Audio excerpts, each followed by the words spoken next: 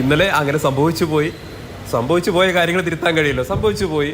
അത് സംബന്ധിച്ച് UDF നേതൃത്വം അഭിപ്രായം പറഞ്ഞു. ആ വിഷയം അവിടെ തീർന്നു. അതൊരു തെരഞ്ഞെടുപ്പാവുന്ന സമയത്ത്, ഇനി തെരഞ്ഞെടുപ്പ് അല്ലാതായിക്കോട്ടെ, രാഷ്ട്രീയ നേതാക്കളാണ്, സ്വാഭാവികമായിട്ടും പലരെയൊക്കെ കാണും. ചിലതൊക്കെ വലിയ വാർത്താ പ്രാധാന്യം നേടും, ചിലതെല്ലാം വാർത്താ പ്രാധാന്യം നേടാതെ അങ്ങനെ സാധാരണ മീറ്റിങ്ങുകളായിട്ടങ്ങ് പോകും. ഇവിടെ UDF ഒരു വലിയ അലയൻസാണ്, UDF ഒരു വലിയ സഖ്യമാണ്. ആ സഖ്യത്തിൻ്റെ തീരുമാനങ്ങളൊക്കെ എടുക്കുന്നത് വളരെ ഐക്യത്തോടു കൂടി ഒരു കളക്റ്റീവായിട്ടുള്ള ഡിസിഷൻസാണ് UDFൻ്റെ ഭാഗത്ത് ഉണ്ടാകുന്നത്. അത് ഏതെങ്കിലും തരത്തിൽ ആരെങ്കിലും വ്യക്തിപരമായി ആരെങ്കിലും കണ്ടതിൻ്റെ ഭാഗമായിട്ട് നടക്കുന്ന ചായ ചർച്ചകളിലൊന്നും ഉണ്ടാക്കുന്ന തീരുമാനങ്ങളല്ല. ഇതൊക്കെ സ്വാഭാവികമായിട്ട് ഒരു തെരഞ്ഞെടുപ്പാകുന്ന സമയത്ത്, ഒരു നാട്ടിൽ പോകുന്ന സമയത്ത് പരിചയമുള്ള ആളുകൾ തമ്മിൽ കണ്ടിരിക്കും, പോയിട്ടുണ്ടായിരിക്കും. ഇതൊക്കെ സ്വാഭാവികം മാത്രം. അതൊന്നും അത്ര വലിയ ഇഷ്യൂ ആക്കേണ്ട ഒരു കാര്യമില്ല. അത് സ്വാഭാവികമായിട്ടും UDFൻ്റെ നിലപാട് UDFൻ്റെ നേതാക്കൾ തുറന്നു പറഞ്ഞിട്ടുണ്ട്. പ്രതിപക്ഷ നേതാവ് കൃത്യമായിട്ട് കാര്യങ്ങൾ പറഞ്ഞു. അൻവറുമായി ബന്ധപ്പെട്ട വിഷയങ്ങളിൽ ചർച്ചയില്ല എന്നുള്ളത് കൃത്യമായിട്ട് UDF എടുത്ത തീരുമാനമാണ്. ആ തീരുമാനം ഒന്നും മാറാനൊന്നും ഈ ചർച്ച കൊണ്ടൊന്നും പോകുന്നില്ല. ഒരു ചർച്ച അവിടെ നടന്നിട്ടില്ല. അദ്ദേഹം പോകുന്നു, കാണുന്നു, അദ്ദേഹത്തിൻ്റെ വ്യക്തിപരമായ ബന്ധം വെച്ച് കാണുന്നു. അതിലപ്പുറം ഒന്നും ഏതെങ്കിലും തരത്തിലുള്ള പ്രാധാന്യം ആ കൂടിക്കാഴ്ചയ്ക്കുണ്ടെന്ന് ഞാൻ കരുതുന്നില്ല. അതിനിങ്ങനെ മാധ്യമങ്ങൾ സ്വാഭാവികമായിട്ട് ഉപതെരഞ്ഞെടുപ്പായതുകൊണ്ട് വലിയ ഏതെങ്കിലും വിഷയം ചർച്ച ചെയ്യാൻ കിട്ടണം. അപ്പോൾ പിന്നെ രാഹുൽ മാങ്കൂട്ടത്തിൻ്റെ നെഞ്ചത്തേക്ക് അങ്ങ് കയറിക്കളയാമെന്ന് കരുതി നിങ്ങൾ അടുത്ത ദിവസം ഈ വിഷയം കഴിയുമ്പോൾ അടുത്ത വിഷയം കിട്ടുമ്പോൾ നിങ്ങൾ അതിലോട്ട് അങ്ങ് പോകും.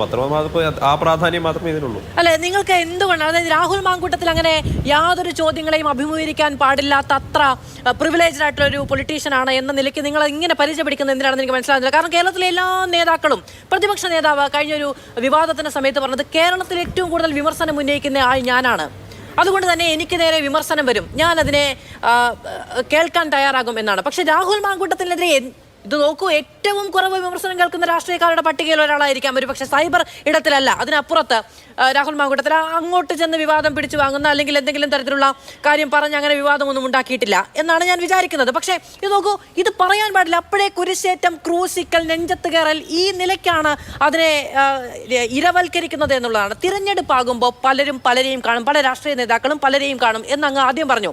പിന്നീട് വന്നു UDFന്റെ സംവിധാനം കുറച്ചുകൂടി ബൃഹത്താണ്, അവിടെ അങ്ങനെ ഒരാൾ പോയി ഒരു ചായ കുടിച്ച് ചർച്ച ചെയ്താൽ നടപ്പിലാകുന്ന ഒന്നല്ല എന്ന്. രാഹുൽ മാങ്കൂട്ടത്തിൽ ആദ്യം പറഞ്ഞത് വ്യക്തിപരമായ കൂടിക്കാഴ്ചയാണെന്ന്. എന്നിട്ട് വ്യക്തിപരമായ കൂടിക്കാഴ്ചയിൽ പറഞ്ഞത് മുഴുവൻ രാഷ്ട്രീയമാണ്, അതിവൈകാരികമായ തീരുമാനമെടുക്കരുത് എന്നൊക്കെ പറയുന്നു. ഇതിലെവിടെയെങ്കിലും ഒന്ന് ഒരിടത്തുറച്ചു നിൽക്കുക എന്ന് പറയുന്ന ഒന്നില്ലേ? ഒന്നുകിൽ ഞാൻ വ്യക്തിപരമായി പോയി കണ്ട് ഒന്ന് ഗുഡ് നൈറ്റ് പറയാൻ പോയതാണ്, അല്ലെങ്കിൽ ഞാൻ കുറച്ച് രാഷ്ട്രീയം പറയാൻ പോയതാണ്, അതിവൈകാരികമായി തീരുമാനമെടുത്ത് പുറത്തു പോകരുത്, മത്സരിക്കരുത് എന്ന് പറയാൻ പോയതാണ്. ഇതിലൊന്ന് പറഞ്ഞുകൂടെ? എന്തിനാണ് ഇതിങ്ങനെ കൺഫ്യൂസ് ചെയ്യിക്കുന്നത്? മാധു ഈ ചോദിച്ച വലിയ എസ്സേ കണക്കുള്ള ചോദ്യത്തിൽ ഞാൻ ആദ്യം മുതൽക്ക് പറയാം. ആദ്യത്തെ കാര്യം, രാഹുലിന് ഏതെങ്കിലും തരത്തിൽ പ്രിവിലേജ് ഉണ്ടെന്ന് ഞങ്ങൾ ആരെങ്കിലും എവിടെയെങ്കിലും പറഞ്ഞു? പോട്ടെ, രാഹുൽ എവിടെയെങ്കിലും പറഞ്ഞു? ഇന്ന് രാവിലെ മുതൽ രാഹുൽ നിങ്ങൾ ചോദിക്കുന്ന ഏത് ചോദ്യത്തിന് എവിടെയാണെന്നൊന്നും മറുപടി പറയായിരുന്നിട്ടുള്ളത്?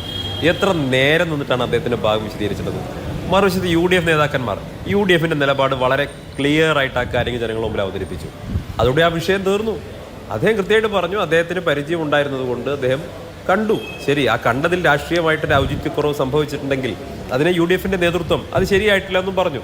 അതല്ലാതെ അതിനെ പർവ്വതീകരിക്കുന്ന അൻവർ കാണാൻ പാടില്ലാത്ത ഒരാളാണ് എന്നൊന്നും ആരും പറയുന്നില്ല. അത് കണ്ടതിൻ്റെ സമയവും അതല്ലെങ്കിൽ സന്ദർഭത്തിലും പറ്റിയിട്ടുള്ള ഒരു പിഴവ്, ആ പിഴവ് സംബന്ധിച്ച് UDF നേതൃത്വം ചൂണ്ടിക്കാണിച്ചിട്ടുണ്ട്. അതിലപ്പുറം അതിനെ പർവ്വതീകരിക്കുകയോ രാഹുൽ മാങ്കൂട്ടത്തിൽ എന്ന് പറയുന്ന യുവ നേതാവ് എന്തോ വലിയ മഹാപാതകം ചെയ്തു എന്ന രീതിയിൽ ഒരു പാതകവും ചെയ്തിട്ടില്ല. കോൺഗ്രസ് നിയോഗിച്ചതാണ് എങ്കിൽ അവിടെ പോയി കാണണം, കൂടിക്കാഴ്ച നടത്തണം. അതല്ല, ഇനി കോൺഗ്രസ് നിയോഗിച്ചതല്ല എങ്കിൽ പോലും രാഷ്ട്രീയം പറയാൻ രാഷ്ട്രീയക്കാർക്ക് അങ്ങനെ വിലങ്ങ് തടിയും ഒന്നുമില്ല എന്നാണ് വിചാരിക്കുന്നത്. പക്ഷേ ഇതിന്റെ കാര്യം എന്താണെന്ന് വെച്ചിട്ടുണ്ടെങ്കിൽ അൻവറുമായി കൂടിക്കാഴ്ചയില്ല എന്ന് ഒരിടത്ത് പ്രഖ്യാപിക്കുന്നു, അൻവറുമായി കൂടിക്കാഴ്ച നടത്തുന്നു.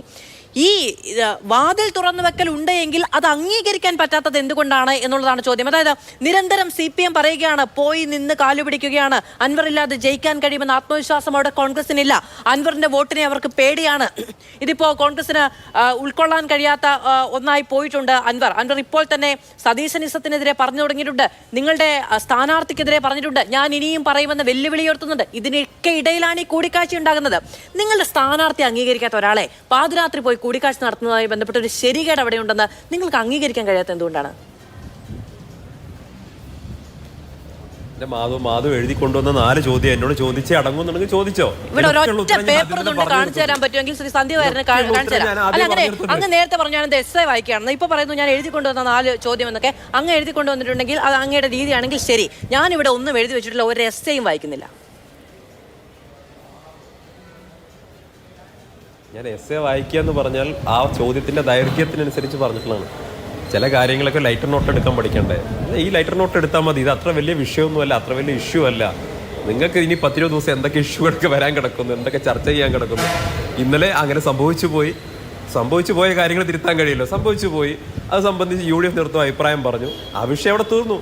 ഞങ്ങൾക്ക് അതിനിടയിൽ ഒരു ആശയക്കുഴപ്പമില്ല. ഞങ്ങളെല്ലാവരും ഗ്രൗണ്ടിൽ പണിയെടുക്കുകയാണ്. ഇവിടെ UDFന്റെ സ്ഥാനാർത്ഥി അത്യുജ്വലമായ വിജയം നേടാൻ വേണ്ടിയുള്ള വലിയ മുന്നേറ്റം നടത്തിക്കൊണ്ടിരിക്കുകയാണ്. അതിനിടയിൽ ഇതൊന്നും ഒരു വലിയ പ്രസക്തമായിട്ടുള്ള കാര്യമേ അല്ല. ഇത്തരത്തിൽ രാഷ്ട്രീയമാവുന്ന സമയത്ത് ചില ആളുകൾ ചിലപ്പോൾ കണ്ടു എന്ന് വരും, കണ്ടില്ല എന്ന് വരും. ചില സമയത്ത് വാർത്തയായി എന്ന് വരും, വാർത്തയായില്ല എന്ന് വരും. ഇവരൊക്കെ കൂടി നടത്തുന്ന ബിഹൈൻഡ് ദ ഡോർ ചർച്ചകളൊക്കെ വാർത്തയായി കഴിഞ്ഞാൽ, അല്ലെങ്കിൽ അർദ്ധരാത്രി സൂര്യൻ ഉദിച്ചു കഴിഞ്ഞാൽ CPMന്റെ നേതാക്കന്മാരൊക്കെ വാസ്തവത്തിൽ എത്രമാത്രം പ്രയാസപ്പെടുമെന്ന് മാത്രം ചിന്തിച്ചാൽ മതി. അതിൽ അത്ര വലിയ കാര്യമൊന്നുമില്ല. കേരള രാഷ്ട്രീയത്തിൽ ഇതിനു മുമ്പും പല വിധത്തിലുള്ള ചർച്ചകളൊക്കെ നടന്നിട്ടുണ്ടായിരിക്കാം. എന്തായാലും UDFന് അക്കാര്യത്തിൽ കൃത്യമായിട്ടുള്ള നിലപാടുണ്ട്. UDF അൻവറുമായിട്ടുള്ള ചർച്ചയൊക്കെ നേരത്തെ അവസാനിപ്പിച്ചതാണ്. പിന്നെ സ്വകാര്യമായിട്ട്